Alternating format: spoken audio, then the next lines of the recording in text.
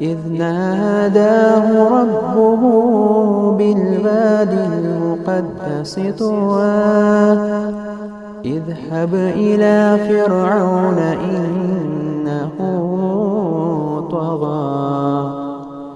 فقل هل لك إلى أن تزكى وأهديك إلى ربك فتخشى فأراه الآية الكبرى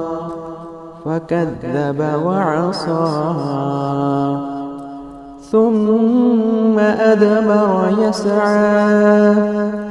فحشر فنادى فقال أنا ربكم الأعلى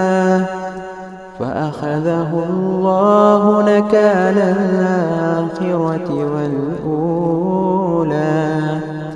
إن في ذلك لعبرة